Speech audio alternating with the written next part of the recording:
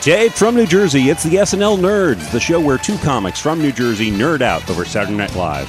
I'm your co-host, John Trumbull. And I'm your co-host, Darren Patterson. How you doing, Darren? I'm doing good, John. Doing all right. Living the life, chasing a dream. Nice. Rocking into free world. Yeah. Yeah, that's all I got. Okay. That's good.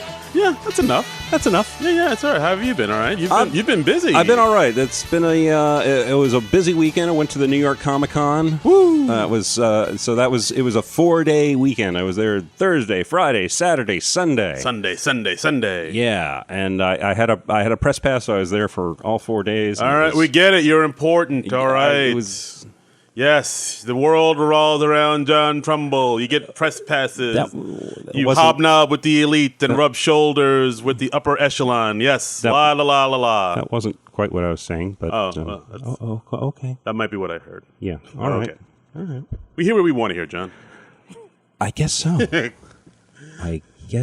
so. But yeah, I've got a little bit of news about that related to SNL, but we'll get into that in a minute. But the main reason we are gathered here today is we're covering. Ladies and gentlemen, we're gathered today. Celebrate this thing called life. We're covering Saturday Night Live's second episode of season 45 from October 5th, 2019. Phoebe Waller-Bridge hosting and Taylor Swift musical guesting. Yes, Waller. Yeah. Now we talked a little bit about this last week. Neither one of us were really familiar with Phoebe Waller-Bridge. Phoebe Waller-Bridge. Phoebe Waller-Bridge. Conflating the two names. I am so unfamiliar. Very tired, ladies and gentlemen. We are so unfamiliar with her, we don't know her name. No. Even though I'm like staring at my phone where I literally have the name written. Oh boy. But I mean, yeah, I know of her. I just basically know her because like a lot of people I'm friends with on Facebook, like swear by the show Fleabag that she did, and like I know she also wrote on Killing Eve, which is a show I watch quite a bit. Right. I know she's from the UK, and I know she won a buttload of Emmys recently. She did. Like a whole buttload. A buttload. Yeah, yes. yeah. So now she's like a big old bag of deal. So yep. That's pretty much all I know about her. She's an it girl. Yeah, she's the one to look out for. She's the cat's pajamas. Yeah. So we're looking forward to getting into that. But first, should I talk about what happened at the con this weekend? Yeah, sure. Go for it, man. So, okay. So one of the guests there at the New York Comic Con was Laraine Newman, original SNL cast member Laraine Newman, the OG. And this was the first time she's made a con appearance on the East Coast. Right. So I was very excited about that. I was like, hey, I'm going to go.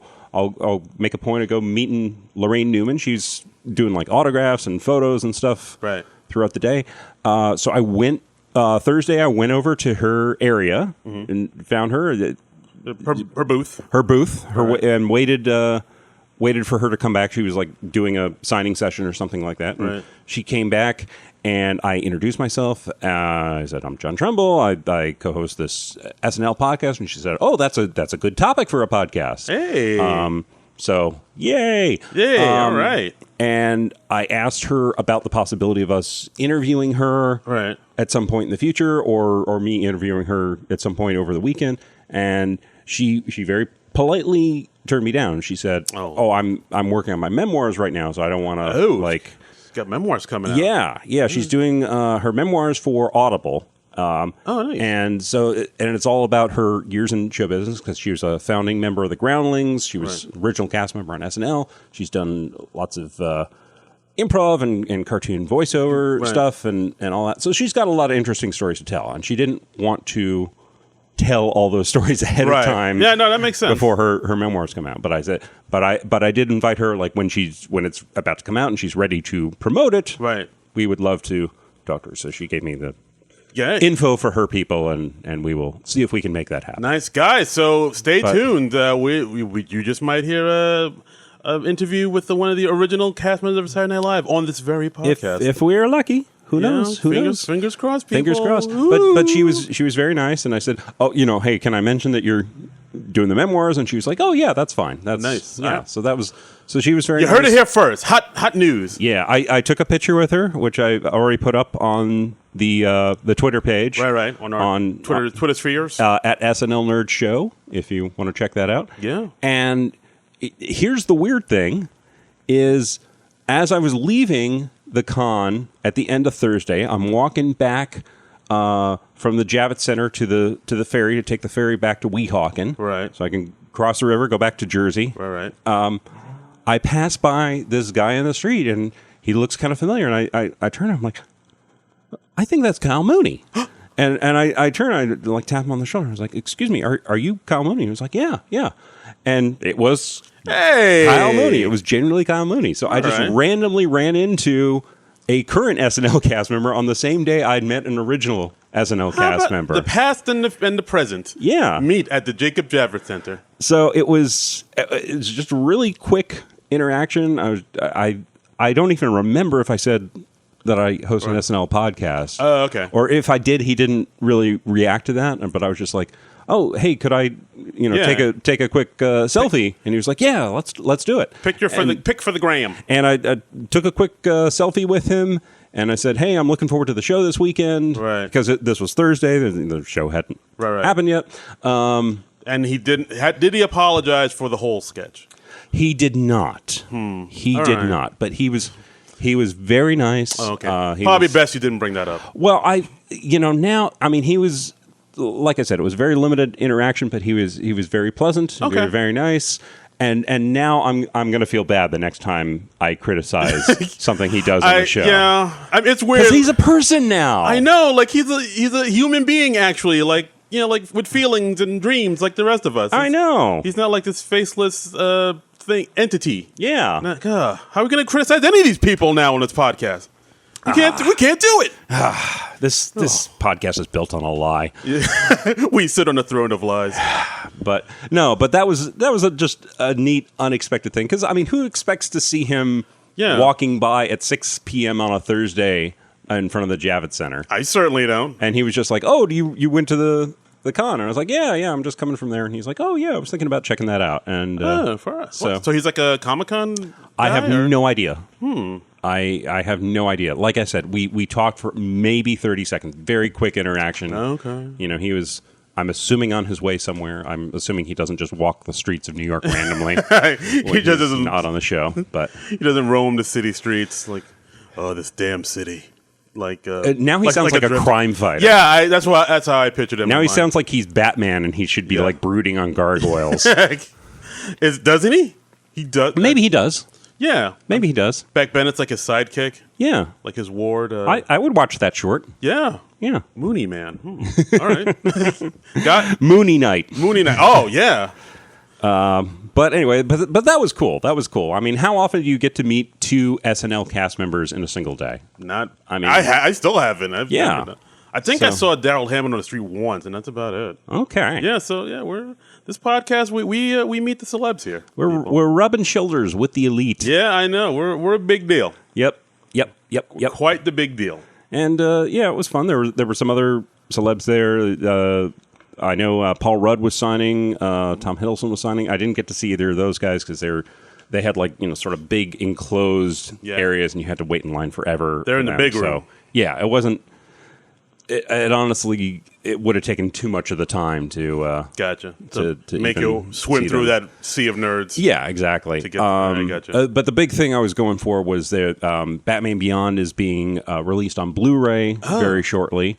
And they've remastered the show on and it's I know the first season is up on I think Hulu and the DC Universe streaming app. Okay. So they did a big panel about that. I was able to get in the press interviews for that, so I was able to talk to a lot of those actors, and that was a thrill for me because I'm a huge fan of the DC animated universe. Right on. So that was really cool. Oh, nice, man.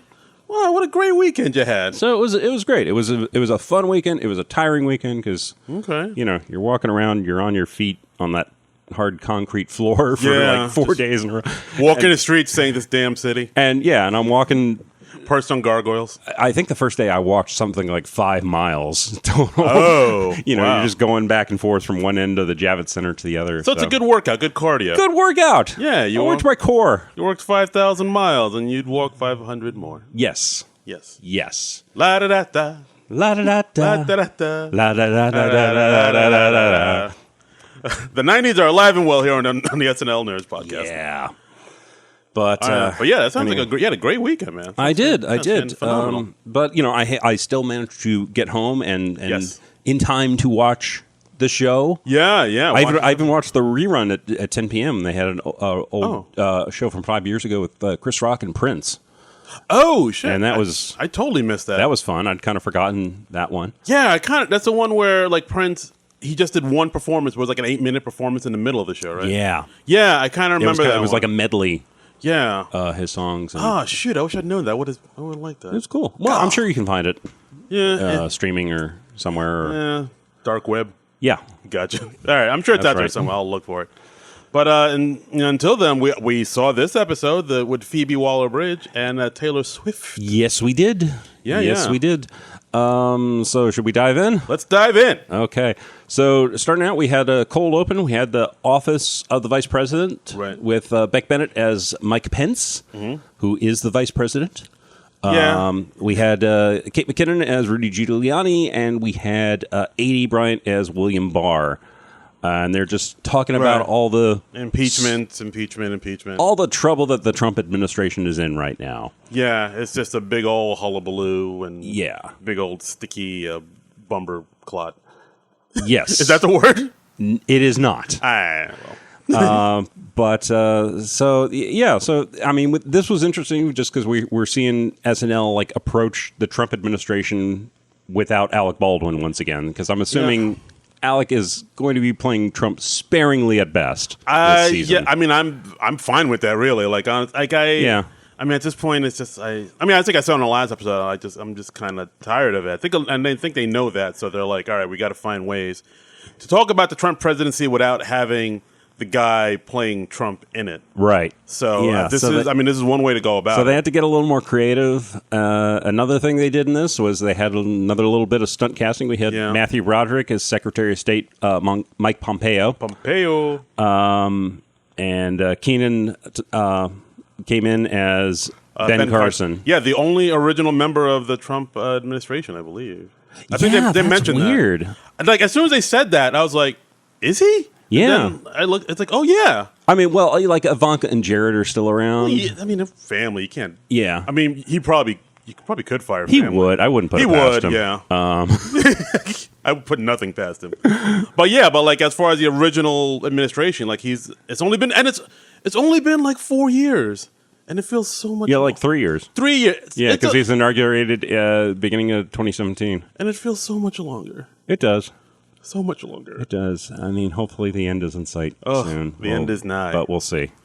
Fingers crossed, people.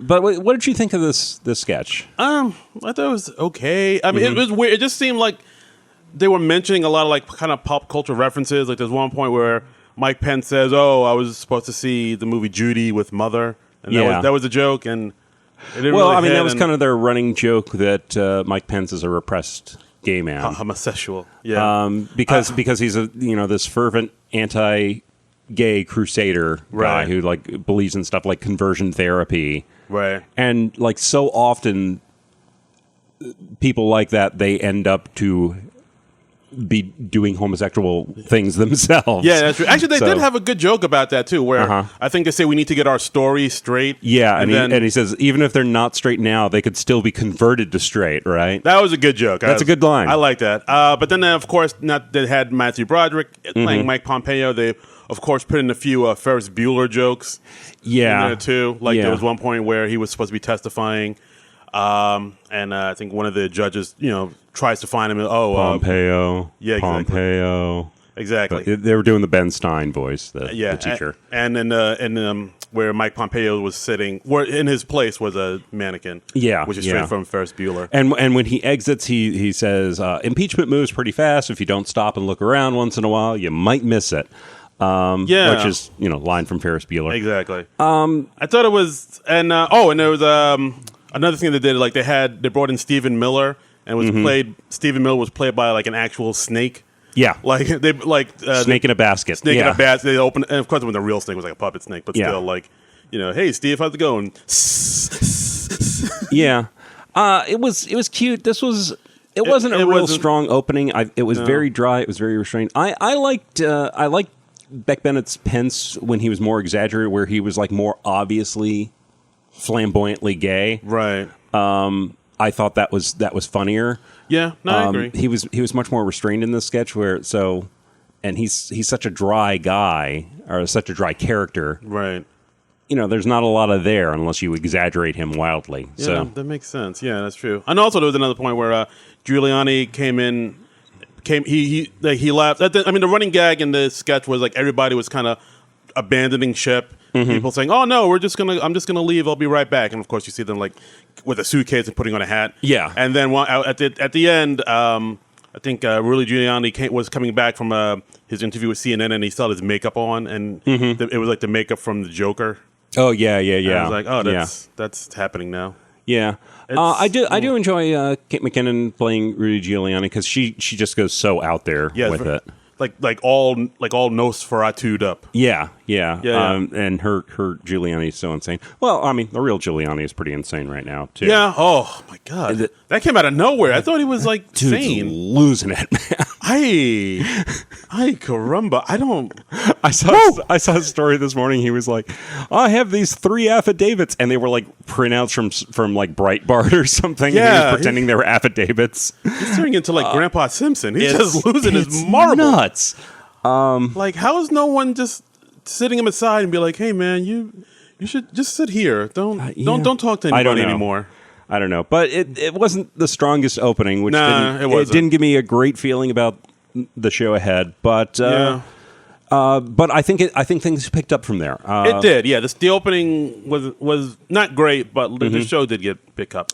But next we had the monologue with Phoebe Waller-Bridge. It was here I realized she actually has like a birthmark or something on her forehead. Yeah, I didn't even notice that. I was like, I hadn't noticed that before. I guess she usually combs her hair over or something. Oh. She's like a little comedy Mikhail Gorbachev. Oh, yeah. I was going to say Harry Potter, but that Mikhail... hey, that's a more current reference. Yes. So, yeah. Wait, Mikhail Gorbachev? Wow. Yeah, well, that was the first thing I thought of. All right.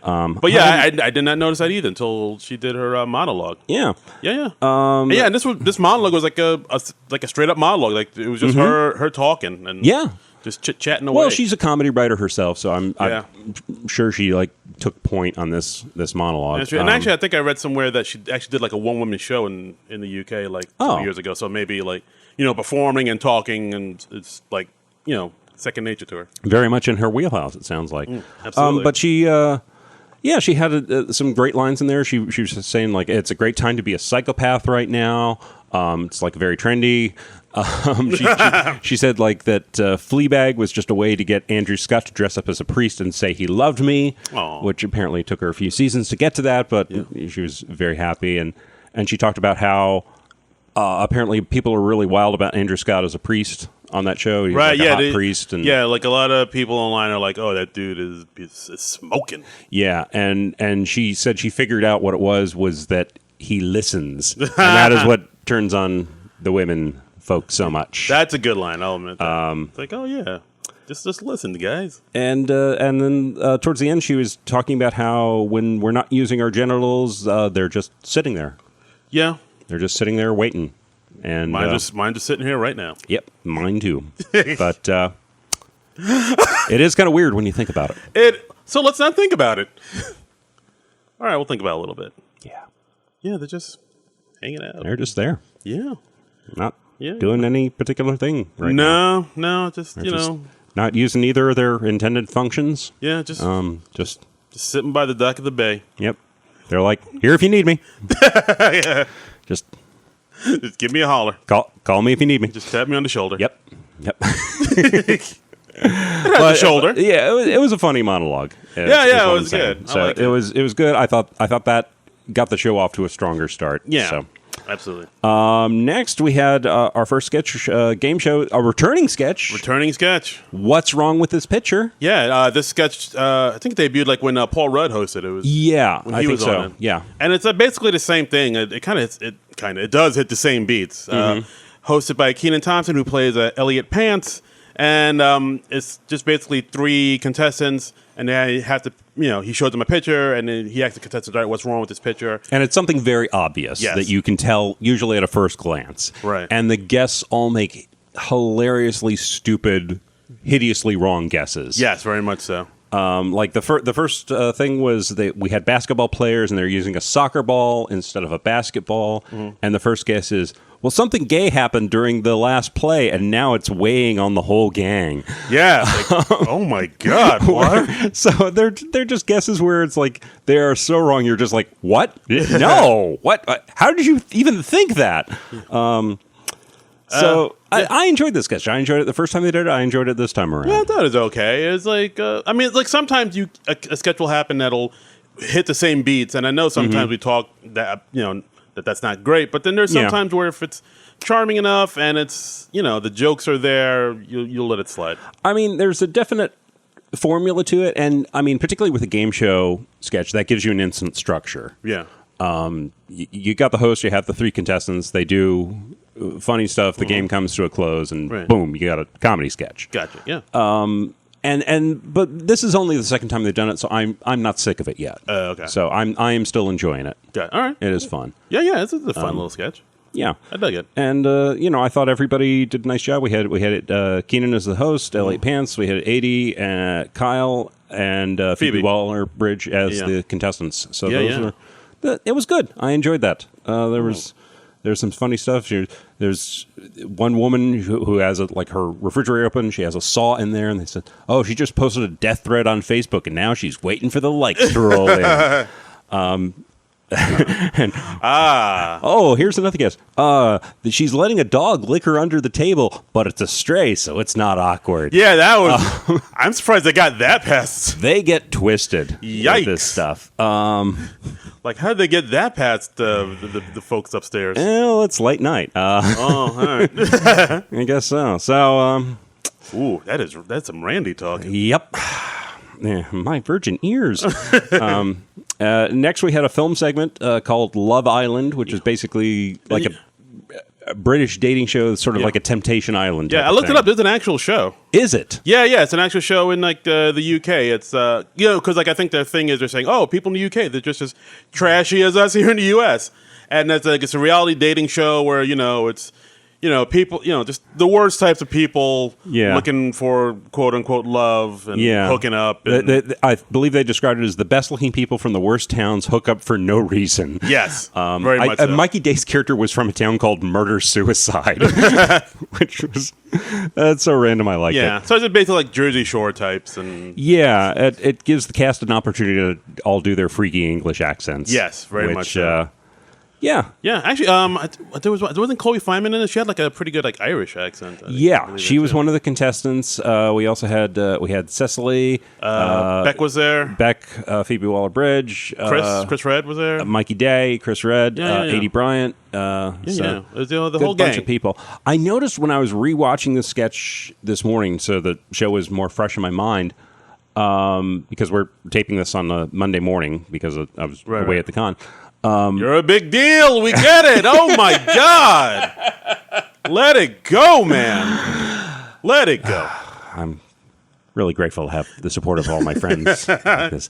But I noticed there was the surprising continuity error because they were doing towards the end of the sketch, they're doing that thing where the contestant picks one of the two women. Right. And we had Phoebe and Cecily as the two women. And he picks Phoebe's character. Yeah. And then the camera cuts to like a reverse shot, and then suddenly Cecily is standing on the opposite side where the other contestants were standing, and I was like, "Oh wow, I didn't notice that during the live show." But it was this weird continuity error. Interesting, but it was a film segment, so it wasn't. Yeah.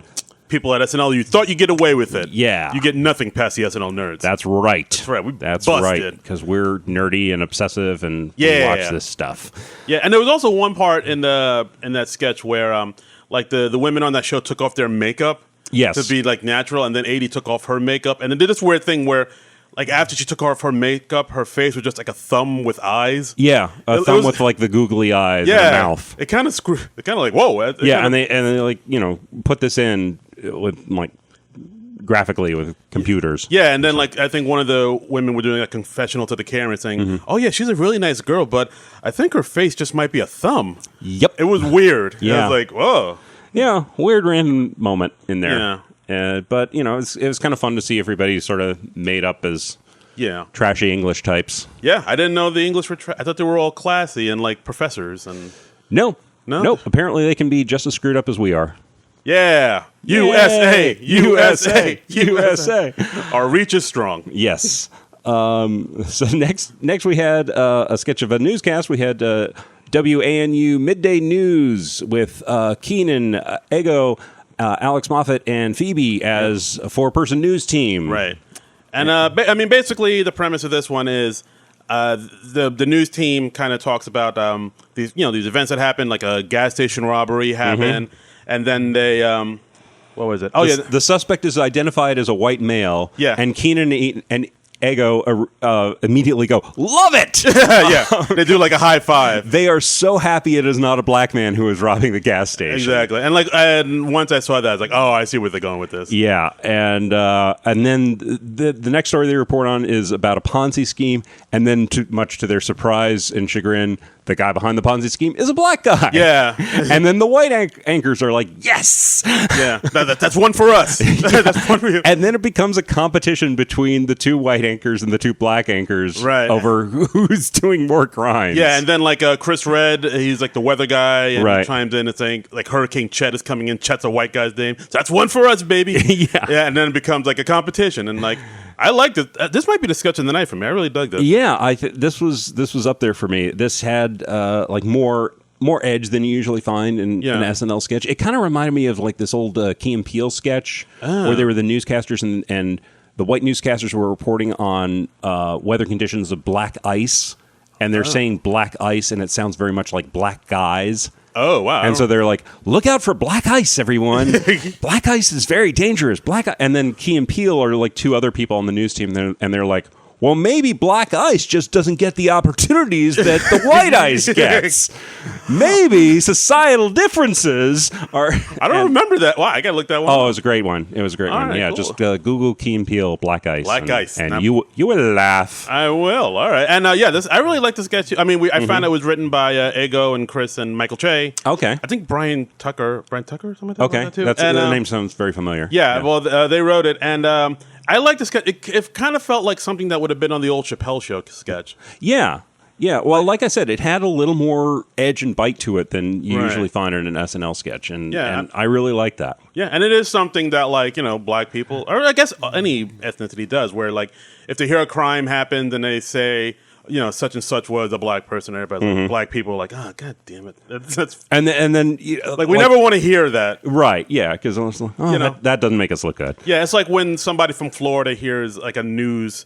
like something about the news, like something weird happening, like, somebody on PCP doing Lord knows what. Right. When they hear it happens in Florida, they're like, oh, man. Yeah. Ruin it for the rest of us. Now I got to hear about this at work. And at the end, we had a couple of criminals who were... there was like, there was a guy who robbed a Cracker Barrel. I was like, okay, that's a white guy. And it was like, there was a guy who was rock climbing in Utah. And there was like, wait, he's named Laquan? What? And then at the very end of the sketch, Laquan rock climbing? Yeah. And then Utah? At the very end, there was like, oh, a man dressed as the Joker. Damn it! Because they just know that's a white dude. And I like that at the very end, like Ego and Keenan were celebrating. Like, yeah, we did. All right, good game, guys. Good game. It's a good game. It was nice that they were playful about it. I mean, that it was cool. Yeah, this was a strong. I really like this sketch. A really strong sketch. Really like this one. Next up, The War in Words. The War in Words. This was another thing for the History Channel where we have letters home from a soldier. This is something that Mikey Day has done before. He did this with the Claire Foy episode. Yes, and it was also on the Maya and Marty variety show. Yeah, we mentioned that they did, which we discovered before. So this is like the second time they've done it on SNL, but like the third time overall, I think. Yeah, if I remember correctly. Yeah, and I mean it's pretty much the same sketch. It hits all the kind of same beats. Excuse me. Where it's like a man at war writing home to his wife, his lovely wife, and the wife just being. She just writes like "Love you too." Yeah, she's just like her first letter back is just literally thanks. Yeah. And he keeps pumping her for more information, and she just drops these weird nuggets of information. Right. Where like the soldier mentions he misses their dog, and she's like, "I miss our dog too." And then he's like, "Wait, what happened to our dog? What? You've got to give me some context." Yeah, and then what was it? Oh, the one thing where I think what was it? Oh, because he mentioned that one of his friends died. Yeah. And he mentioned, there was a French nurse looking after him. Right. And, And she said this about him before he died, and then she's like, "Well, why are you off with all these French women?" And yeah, who's this French bitch you're talking about? and then she sends a picture of herself at a party or at a movie, and she's in the movie with Hitler. Yeah, and she's like, "Why are you with Hitler?" And of course she says, "Oh, I see. When you're talking about your French whore, that's fine, but when I go to a party with Hitler, it's a problem." Yeah, I'm glad your father wasn't alive to see this. What has my father passed away? What happened to my father? This is the first I'm hearing about this. Also, still rabidly curious about the Hitler of it all. Yeah, which that was such a lovely, funny, offbeat way to phrase it. Rabidly curious about the Hitler of it all. Hitler. I loved that. The Hitler of it all. And then she said, like, "Oh, your father couldn't take it anymore after your mother passed away." And he's like, "My mother passed away as well?" It just escalates and keeps going. And then he mentions their child, and he's like, "Tell our son how much I miss him." And then she writes back, "Tell him yourself." And then it cuts back to Mikey Day, and he's like, "Why would you send a 5-year-old boy to a battlefront?" This is a good sketch. It's a great sketch. I enjoy it every time they do this. Yeah. They haven't done it too much. Yeah. I still would like to see it more. If they do this like one other time this season, I would be very happy. I think if they have like another British woman host, that seems to be their go-to for British women. It works very well with a British woman playing the other character. But we have some cast members who are adept with the accents. That is very true. We could do this with Kate or Cecily or Chloe Feynman. But I guess you want the host in there just to give the host a substantial part. Absolutely. Because it's basically just a 2-person sketch. Right. So British host. Yeah, British. But yeah, I mean, Mikey Day's a great straight man, and he plays it off well. And Mikey Day plays incredulous very well. Yes. Wow, that's a big word. Yeah. Well, I'm a smart man. I'm a smart man. I hobnob with famous people at comic conventions. I have many leather-bound books. Leather-bound books that smell of rich mahogany. I'm sorry. Well, yeah, the sketch was a good one. Yep. And thumbs up. Yeah, and next up we had a performance from Taylor Swift. Taylor Swift, I have heard of her. Yeah. I was actually kind of surprised because she did her song Lover, but I was expecting like more kind of upbeat, big dance number, like maybe some celebrities or something like that. That's kind of what you think of with Taylor Swift. Yeah, like some big fancy pants dance number, choreograph, and all the bells and whistles, balloons and confetti. Yeah, they were more restrained. Yeah, but both her performances were very restrained. Like in this song, Lover, it was just her and an acoustic piano. Her and a piano. The acoustic piano. Piano. Sure. Yeah. That famous instrument. Yeah, exactly. Yeah. And I like it much better than the electric piano. Yes, exactly. Which I think is a thing. I think, synthesizers. Guitars. Yeah. All right, so maybe I wasn't too crazy saying. I want to see Taylor Swift with a guitar now. Right? That's all I think about. I never realized I wanted to see that until just this moment, but now there's nothing I want to see more. People hashtag it. Taylor Swift with a guitar.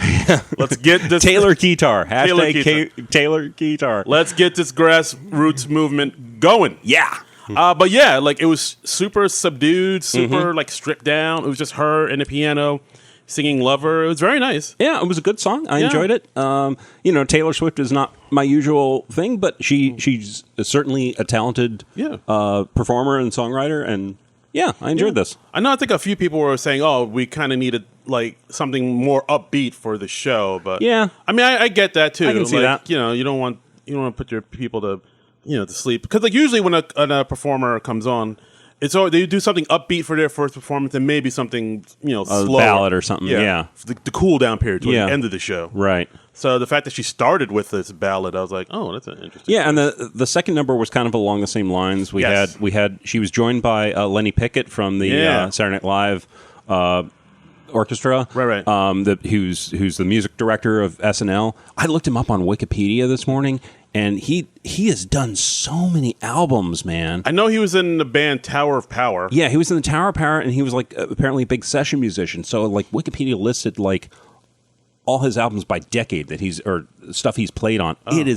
It's literally hundreds of stuff. Like what's the big ones? Do you remember? I don't have the page up, and I didn't take any notes on it. But he's done a lot of stuff. He's a big deal, and he was also like apparently a teacher at New York University. Really? Yeah. He teaches and does the SM? Yeah. Huh. So right. yeah, thumbs up to. Hat tip to Lenny Pickett there. Yeah. But it was nice. We had like some dry ice and it was like a light bulbs and stuff. So they're both impressive set pieces. Yeah, it's very sexy. It's like Broken Wings or something. Well, you add saxophone to a song, it immediately gets at least 10% sexier. Dude, can I tell you how much I love saxophones in pop songs? Tell us how much you love saxophones in pop songs. I really loved saxophones in pop songs. It's like my thing. Like as soon as I saw a saxophonist thing, I was like, "Yo, this is about to be lit." And we don't get as many saxophones in the pop songs as we used to. Ever since Clarence Clemens passed away. Oh, R.I.P. R.I.P. Big man. Yes. But we don't have as much saxophones. Like the 80s were the heyday of saxophone. Was the peak, like a Careless Whisper, a veritable saxophone paradise. Oh my god, Careless Whisper. Yeah. What else? Was it Hungry Heart? Hungry. Oh yeah, Hungry Heart. Everybody got a Hungry Heart. Baker Street. Yeah. Man Eater. Hall and Oates. Yeah. Man Eater. Yeah. You belong to the city. Oh yeah, Glenn Frey. Glenn Frey. He did it twice. He did that, and he did The Heat Is On. Yeah. And I still. Oh, I love it. And of course, the big one. I Still Believe by Tim Capello off the Lost Boys soundtrack. Sure. My God, just a greasy man playing saxophone by a bonfire. Wait, what about St. Elmo's Fire? Oh yeah, I can hear the music playing higher and higher. Yeah, there's got to be saxophone on that, right? I don't think I got to listen to that again. I don't think there is. If there's not, I should know this. Be. I'm a saxophone aficionado. Yeah. I pride myself on it. You are. Your business card says Darren Patterson, saxophone aficionado. That's right. And the weird thing is that's the only thing your business card says. That's all it needs. That's all it needs. Nothing about you being a comedian. Nothing. I don't want to bury the lead. Right. Yeah. No. Just Darren Patterson, saxophone aficionado. There's a little picture of a guy playing a saxophone and Darren just like smiling, giving a thumbs up. If you don't think I'm going to make 100 business cards that say just that at the end of this podcast, you're sorely mistaken. I want to see it. Done and done. I want to see it. So, but yeah, that was the tangent. Yeah. But yeah, her second song was called "False God," and it was very mellow, slow, moody. So she did like two sort of slow, moody songs. Yeah, they were both nice. I mean, I don't know, I dig them. Yeah, I guess Taylor's. She's trying to change her image a bit. She was like, I'm not just a pop princess anymore. I'm an adult. I have depth and I'm a real live artist. Yeah. I do things. I write about important things. I write songs with saxophones. I mean, come on. What if saxophones, man? Saxophones. The most important of the brass. Are you still trying to look up like some important saxophone information? No, I'm looking at the albums that that Lenny Pickett played on. So, okay. Was it Rufus? We'll see if there's anything notable. Rufus and Shaka Khan, I see. Rufus reaching Shaka Khan, Grand Central Station, Tower Power, a lot of Bill Wyman. Wow, nice. Elvin Bishop, Tommy James. But I did not lie, right? There's a lot of stuff on there. Yeah, Billy Preston. God dang. Yeah. Mm-hmm. This dude's been around. All right, yeah. We'll keep going. When I see like one that's a big standout, like Thriller or something. Okay. I'll say something. Okay. But yeah, and then after that, Weekend Update. Weekend Update with Colin Jost and Michael Che.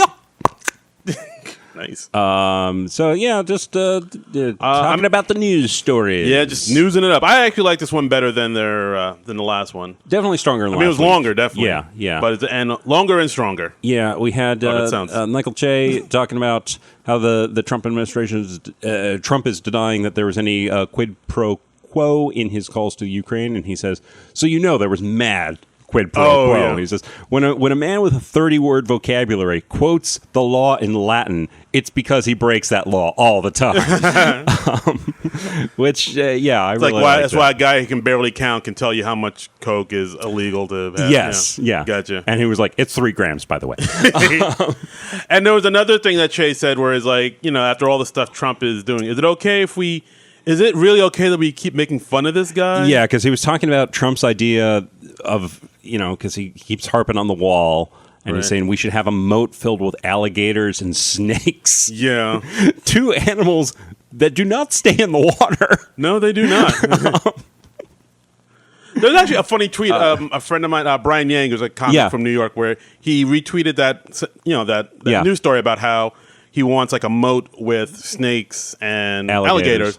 And my friend Brian Yang tweeted, "My guy, that is literally a swamp." Yes, that I saw that. That was a And I great was joke. like, oh, That's pretty brilliant. good on you, Brian Yang. Yeah. But yeah, then Michael Che said something like, should we be making fun of him? Like, remember how in Of Mice and Men, Lenny was really strong? Yes. Yeah. And- Is Trump like really strong? Is Should we, really- like, yeah. Is it right that we're making fun of him? Part of me kind of thought he would have gotten in trouble for saying that, Yeah. like the next day. But like, I mean, Well, it seems like he was kind of dancing around. He did not use the R word. right. But you know what he meant, but he didn't Yeah, say but it. he put that thought in our heads without Yeah. outright saying it. Yeah. Wink, wink, nudge, nudge. He also made the point that like over the weekend, Trump tweeted 800 times, and Chrissy Teigen tweeted like around 200. And he says the president should be busier than Chrissy Teigen. He really should be, Yeah. but I guess he's not. But people are okay with this, and the world burns around us. Yes. Yeah. But it was a stronger weekend update. Yeah, it was. It was. We also had We had Elizabeth Warren. we had Kate McKinnon appearing as Elizabeth Warren, and it's fun to see Kate like slowly perfecting her Elizabeth Warren. She's kind of adds to it every time she comes back to her now. And it's I liked she was like, oh, the billionaires don't like me. Oh no, oh no. And they also talked about this news story, this rumor that was started about her that she had a BSDM relation or a BDSM relationship with a Marine. Right. And she's like, oh yeah, that's so me. That's me for sure. And Yeah, I heard about that. It's like, really? yeah, Like, some I was like, whoa, that stupid is- right-wing site, I think, made up this story, which, Okay. just so obviously not true. Yeah, because I was like, because your guy kind of pees on prostitutes, right? Yeah, you really, yeah. you really want to go down this road Yeah, about he brought BDSM? dogs to porn stars and paid some hush money. Yeah, like, is that- you don't really have the moral high ground here. Yeah, you're not. You're not who you think you are. Yeah, and she made a joke about how BDSM stands for bank destroying and saving Medicare, which Hey. that is on brand for Elizabeth Warren. And then we find out that Michael Che, she's calling her donors throughout her appearance, like, Right. and her thing is because she doesn't take the big corporate money, she's calling all these small donors, like this Kevin in Utah who sent me $20, and then at the end of her segment, she calls Michael who donated $10,000. And then she's calling Michael Che. Who says, I like that she had sex with that Marine. Fair enough. So, yeah. And next we had a new cast member, Bowen Yang, as Chen Bao, who is a Chinese trade representative. And Bowen was just throwing himself into this impression. Yeah, throwing them Bowens. Yeah. Yeah, it works. But but like Bowen Yang was really getting into it. It's like I was surprised. Like this is like his second appearance, and he gets his own little weekend update segment. I thought, Well, nice. I think that's always a good way for new cast members to like establish themselves and give us a good feel for like Right. their personality and what they can do, and right. it's a good way for them to get their feet wet. Absolutely. Yeah. So he did a nice job. Great job. And he was talking about with Trump. He was like, we actually built our wall, and you can see it from space. So you burnt. nice shade there. Fion, fion, fion. And they had a great joke towards the end of the newscast about a man who like went to a musical festival and lost his car for a week, and they just said, "We hope you make it back soon, Pete." And they put up a photo of Pete Davidson. I laughed out loud at that one. That was great because it was just so unexpected. Yeah, because, again, second episode, no Pete Davidson. Yeah, we forgot to mention this last week, but Pete Davidson is apparently away. He's shooting the Suicide Squad movie. Right.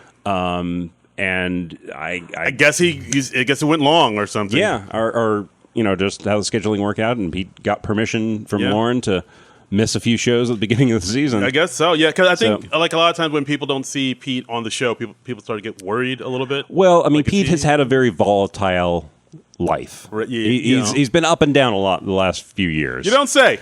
Yeah, I mean, he's the man. The man's had his problems. He has, but he seems to be doing all right. And we wish Pete the best. We do, and we hope he's in a good place. And we look forward to him coming back to the show. Stay strong. I kind of missed him during the what's wrong with this picture sketch, because I think his persona lends itself really well. He's good at playing like ignorant and oblivious people. Oh yeah, I guess so, because he did that in like that Barbie sketch. Yeah, like in that but in the first sketch, he I thought he was very good. For that. Right. So I think that makes sense. I feel like if they bring that sketch back again, I would like to see Pete in it again. Okay. So also, I noticed on this throughout the show, no Melissa and no Heidi, which was only saw him during the good nights. Right. That was weird. Huh. That was unfortunate. I can only assume that they both had sketches that just for whatever reason didn't make it past dress. Yeah, I guess so. That's a bummer. Because I mean, like Kate and Keenan were all over this show, and 80. So like, and even Chloe had some moments. Yeah, it's like couldn't fit Melissa in here. Yeah, it's a shame. I mean, because they're both good with like character voices and accents, and this show had a fair amount of those. I think it's just luck of the draw sometimes. It's nature of the beast. And it's not necessarily a reflection on the performer when they don't get a lot of stuff on the show. It's just how that goes. Yeah, that's true. The format of the show, they just tend to service the really popular, the really established cast members. Yeah, I guess you're right. You got to get Kate in there. You got to get Keenan in there. You got to get... People like the Kate. Yeah. People like the Keens. Yeah, you got to get Cecily in there. And Cecily Strong. Yep. Lives up to her name. Yeah. I know why I made that James Hetfield noise. And also at the end of Weekend Update, we had another appearance by Mort Fellner. The super centenarian. Centenarian. Old dude. Yeah, really old dude. He's like over 100.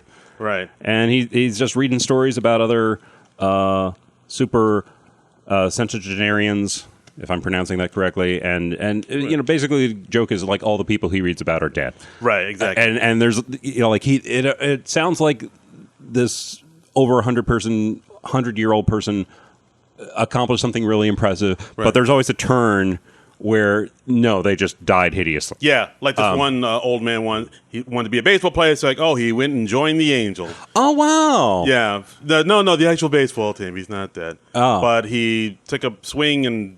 I forget how he said it, but it was like, they pretty much, he died. Right. There's a bunch of stories about how they always die at the end. Yep.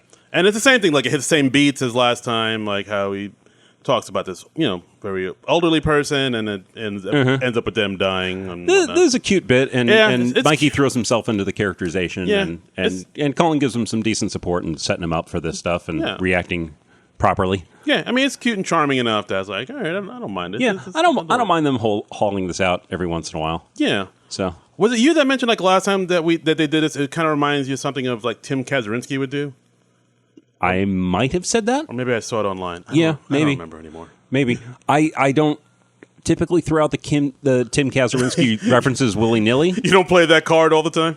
I don't, just largely because Tim was just a little before my time before I started watching the show. So I'm not overly familiar with the stuff he did on SNL. You're not familiar with the work of Officer Sweetchuck?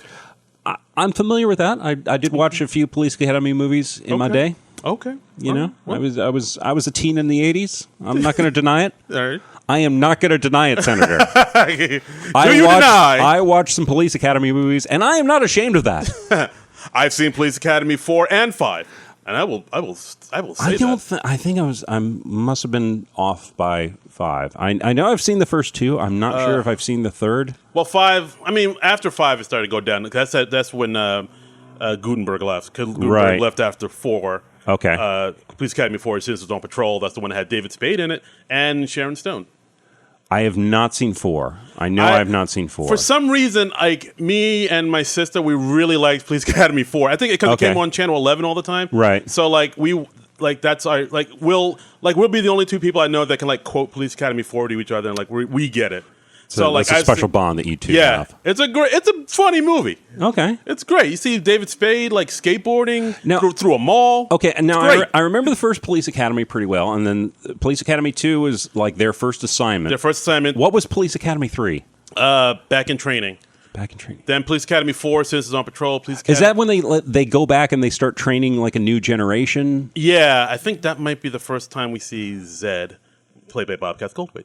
Well, Zed was like the gang leader in 2. He was like the villain in Police Academy 2. And then he becomes a cop. Okay, so I have seen Police Academy 3. Yeah, that's the one that they didn't have Officer Harris. Right. And they had some other dude, and it wasn't that great. But then they had Harris came back in Police Academy 4, Citizens on Patrol, which was, their crowning achievement.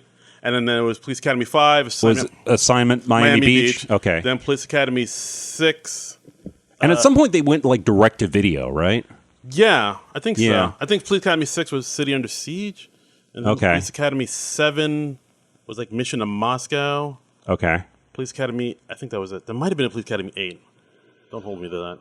We could look it up, but I honestly don't think I care that much. If I got all of those right, like that was off the dome. I didn't even look at my phone. No. He is literally thinking this off the top of his head. You're impressed. I kind of am.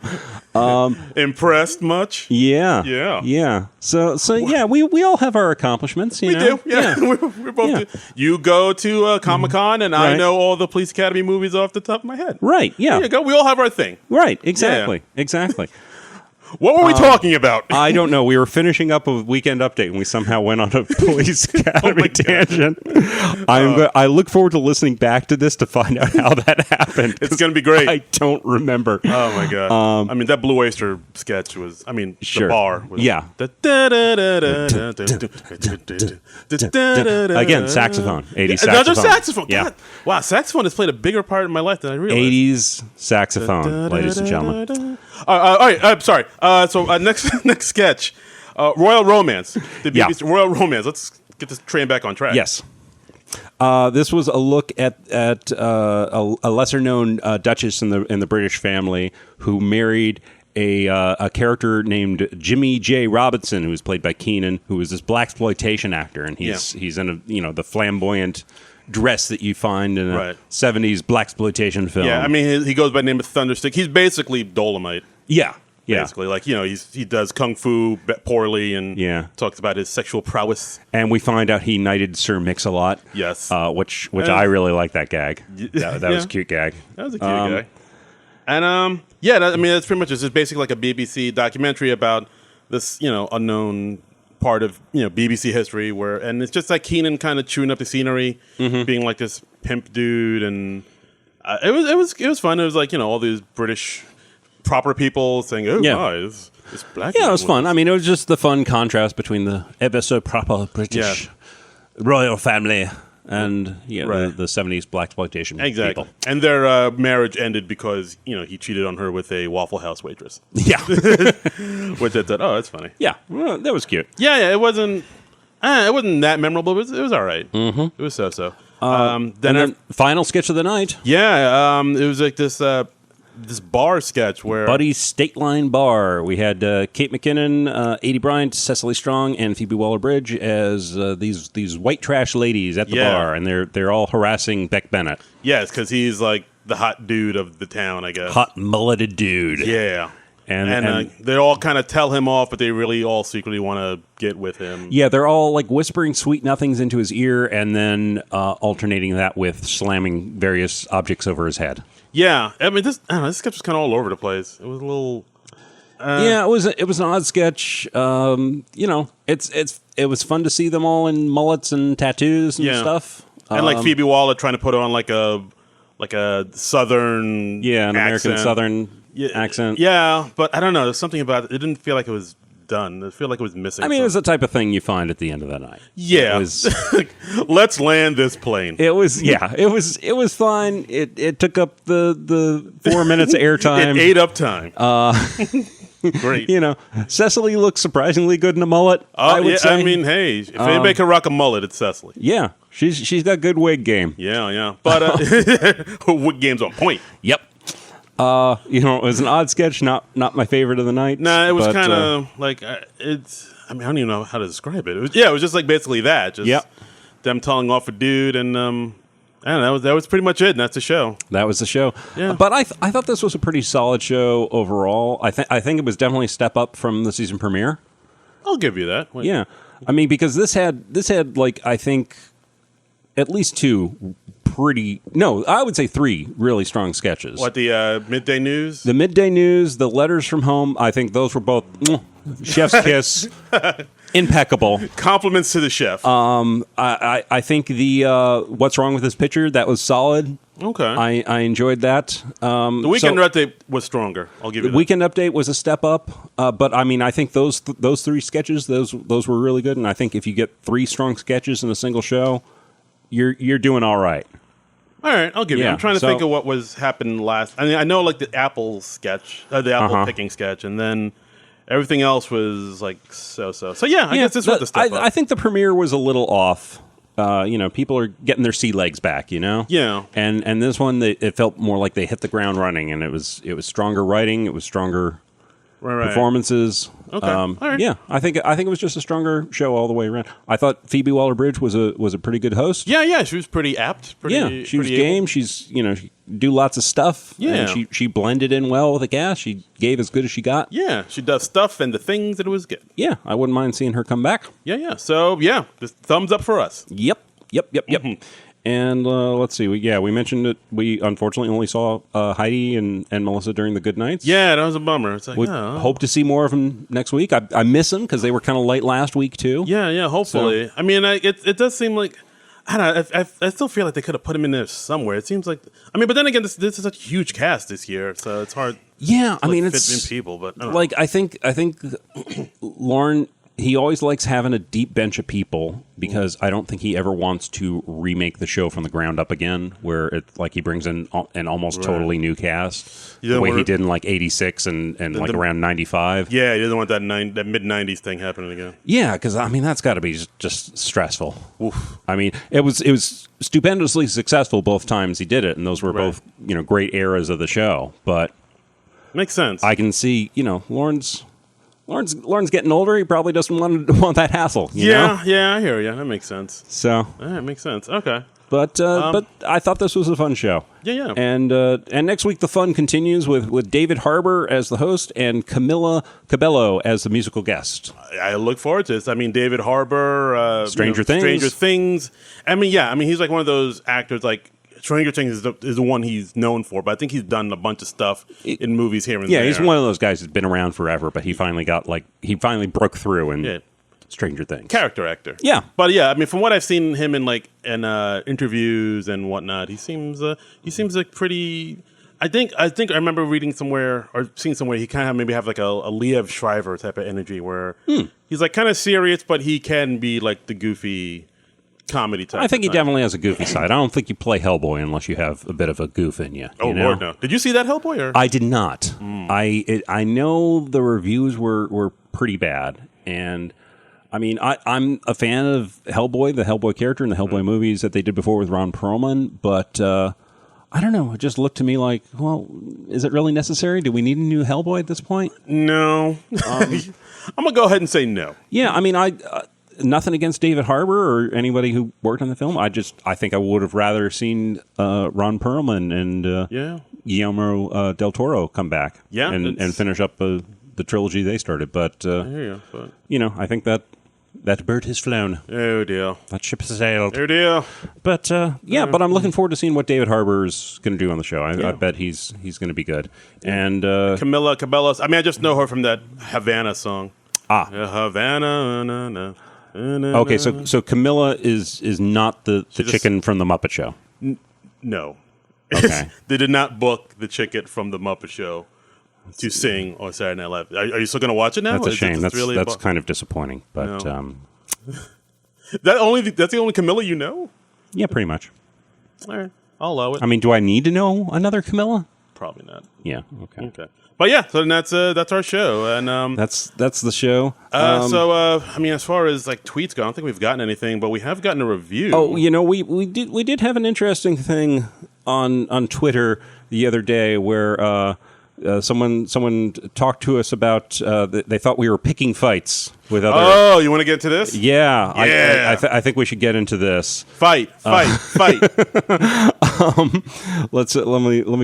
me find this. Where was it? I should have been more prepared for this. Oh boy! But we did get a new review on iTunes. Yeah, we did. Yeah. Do we want to read that? Do we want to? Sure. Why not? Yeah. So we got some interesting feedback on that. So we got a review last week on Wednesday, and it's 1 star. Mm-hmm. It's titled "Shh." Mm-hmm. And it just has one sentence. Okay. From number one Anoop fan, and it was ANOOP. Yes. I don't know what that is. I don't know if anybody knows what an Anoop is. What is an Anoop fan? Is that like some street lingo for some new narcotic or something? Yeah, I don't know. It's street jargon. But anyway, number one Anoop fan simply says, "Some people don't deserve mouths," and that's hurtful. So that seems negative. It does. I mean, they don't explicitly identify us as people who don't deserve mouths, but the implication is there because of the implication. Yeah, but the fact that they said that on our, about our website about our podcast, I'm assuming they mean us. Yeah, and words hurt. And I kind of enjoy that. I mean, I think that's so funny. Oh my god! That we somehow piss them off enough that they have to let us. They felt the drive to just be like, they don't deserve mouths. And I'm really curious as to like what set this person off. I don't know. I mean, maybe. I don't know. I mean, we try to be nice on this thing. I mean, we are. A little critical of some people, so maybe we do be critical. We be critical, baby. So maybe it's one of those people, but it comes from a place of love. Yeah, exactly. If we're critical, it's because we want the show to be the best it can be. Exactly. And yeah, we wouldn't watch the show if we didn't like it, and if we didn't enjoy it more than we dislike it. Yeah, exactly. Yeah. So sorry, number one Anoop fan. We just tell it like it is. You can't handle the truth. Right. We're not here to make friends. Too real. Yeah. Yeah. Some people don't deserve Apple Podcast accounts. How about that? Yeah. What about you? Ooh, got him. Yeah. Booyaka. All right, I found the tweet I was looking for. Tim. Chicali? Yeah. From That Week in SNL. From That Week in SNL. He says, I started listening to the last episode of SNL Nerd Shows and was instantly saddened by them picking a fight with SNL Super Friends, who, as far as I can tell, haven't released their first episode yet. Sad. Hashtag, wanna pick a fight. Hashtag, I'm your Huckleberry. He has a little gif of Val Kilmer from Tombstone. Hashtag, cyberbullying. Hashtag, Team SNL Super Friends. Oh, boy. So lines have been drawn. So he sends out a tweet saying that we're picking a fight with the SNL Super Friends podcast, and he's essentially picking a fight with us. Exactly. So who's the bully now, Tim Chicali? Yeah. And, that's right. Yeah. Be best. So, yeah, we're making enemies left and right, apparently, this week. That's right. Don't nobody like us. That's right. No, we're not here to make friends. We had to be brought down a few pegs, I guess. I was getting a big head from the whole New York Comic Con thing. Exactly. You met Lorraine Newman and Kyle Mooney. Yeah, and then Tim follows up later. He says, I said, you're familiar with jokes, right, Tim? Course. And then they pointed out that he is on That Week in SNL, so perhaps he is not actually familiar with jokes. Oh, this is something the actual That Week in SNL podcast said. But if I'm to guess, this was just continued japery from your show. I love that you use the word japery, by the way, and because we are big japers. Yes. Big japers. Below in smaller type after saxophone aficionado on Aaron's business card, it says amateur japer. Amateur japer, yes. So and then Tim follows up. He says, "I'm not kidding. You guys are bullies." And then hashtag be best. Oh. Followed with a gif of Jon Stewart saying, "I'm just kidding." But okay. yeah. So it's good-natured ribbing all around. So then I just asked him to give us his lunch money. Because if we're going to be bullies, let's lean into it. I guess we're going to lean into this bully mentality. We're going to be like the. This is a fight. It's right. You and us, we're fighting now. This is a fight. We're fighting. Ooh, that's what 3 o'clock high. That was me actually referencing a Community episode, but son of a bee sting! You're right. I should have known that. I've never seen 3 o'clock high. Me neither. People say it's good, but I haven't seen it. Okay. All right. Well, there we go. That's what we learned. Some of Casey Schmatzko's finest work. Gesundheit. Yeah. Who's okay? He was the star of 3 o'clock high, if I remember correctly. Oh, okay. I'll give you. All right. That's cool. Also, one of Biff's henchmen in the Back to the Future movies. Oh, was he the one with always wearing the 3D sunglasses? Yes, I believe he was 3D. Interesting. So, you learned a little something. So you learned about Biff today, and we learned about Police Academy. Yep. 80s saxophone. Right. And we talked about Saturday Night Live a little bit, too. We talked about Saturday Night Live around the edges. So, yeah. Another successful podcast. Hot damn. Yep. So, please join us next week. In the meantime, if you want to leave more hurtful comments to us, you can find us on Twitter at SNL Nerd Show. Yeah. You can leave more hurtful comments or positive comments. I think I prefer that on Apple Music Podcasts or wherever you listen to podcasts. Yeah. And you can follow our individual accounts as well. I'm at Trumbull Comic on Twitter, and I'm at Darren Credible, DARA Incredible. If you want to see me do some comedy, I got a show on Wednesday, October 16th. Comedy and Prozac show in Montclair, New Jersey at the Claire Story Fine Art. It's like an art gallery thing. Cool. Then they do comedy there, and you can bring beer. And this is a good one. On Sunday, October 20th, I'm doing Bruja. It's this show. I think it's a fundraiser. I'm not 100% sure. But it's a show that has 50 comics on it.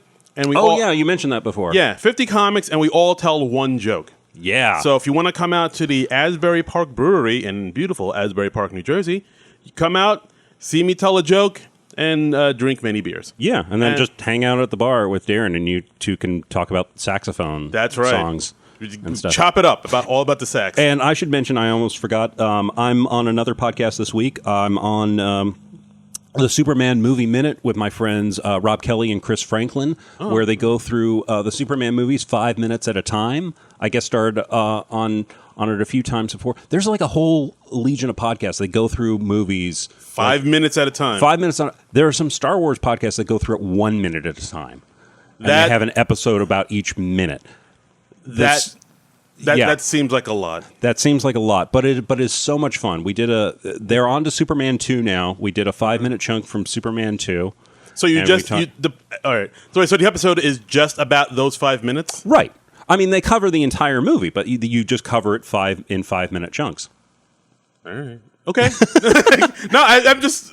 All right. Okay. Give it a listen. It's fun. I will give it a listen. It's fun. We're talking about the Superman 2, Chris Reeve Superman movies. The chunk I'm doing, it was Luthor meeting in the White House with the Phantom Zone villains, and I get to talk about how great Terrence Stamp is as General Zod. I mean, right. Oh, Neil before Zod. Yeah, exactly. That's one of the classic performances. Slick back hair, shirt all open. Yeah, chest hair. Just right. Just waving the leather jumpsuit. And, yeah.